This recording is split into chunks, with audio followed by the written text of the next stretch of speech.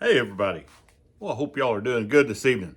I was looking at a little bit of Facebook earlier and wow, I noticed all the flooding out in Kentucky and all over the place. Man, it was terrible. The person I sent from Spinnerbaits sent me a photo of his front yard. It was unbelievable. Just old mud coming up from the river and flooding, and he couldn't even hardly get out of his house. And man, my thoughts and prayers go out to everybody in those areas that are getting hammered by all that rain and severe flooding. I hate that for you, and uh, I've never experienced anything like that, but I don't want to.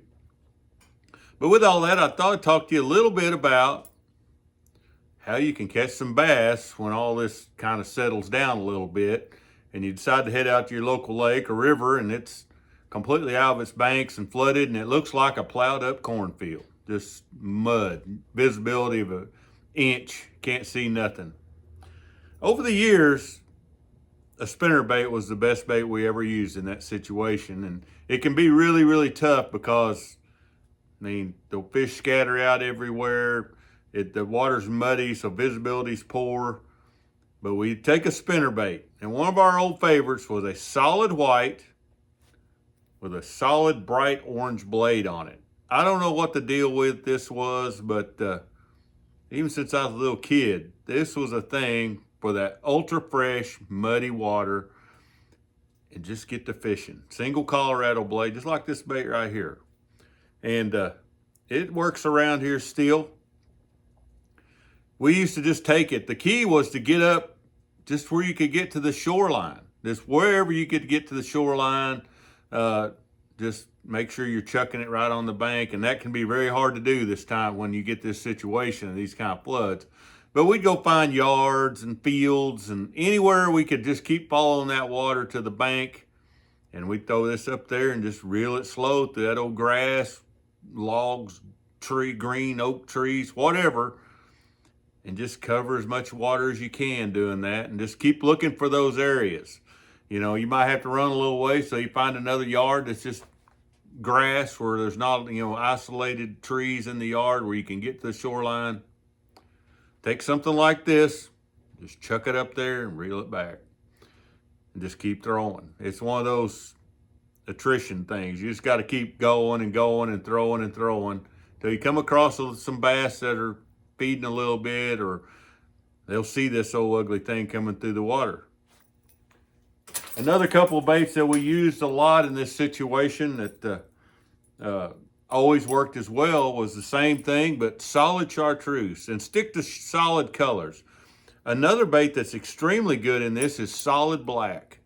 And but nice solid colors that give a good profile. Like this one's got a orange willow in front and a chartreuse in the back. Bright colors that stand out in that mud, that'll attract the fish to it. That they can feel it, but then when they get anywhere close to it, they can visually get their sight on it and get it.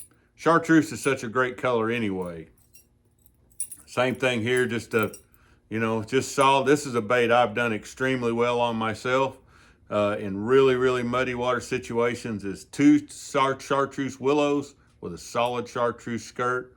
I usually add a chartreuse trailer on there and just get in that shallow water. If you can find an old hay field or stuff like that where you've got that flooded hay grass, baits like these can be a real player for you in those conditions. If your lake is still rising, you've just got to keep moving with it. I fished a tournament up on Truman a few years back, and that lake was coming up a couple of feet a day, and I was fishing in a kind of like a hay field. And every day I'd have to move up a little shallower as I was pre-fishing and into the tournament. I was just throwing a big chartreuse willowy spinner bait. I didn't catch a ton of bass, but I caught enough to get in the money in the tournament. But every day I had to go to where the bank was. I just kept following it with that spinner bait, just keep covering water. Hay grass is probably my favorite thing to fish.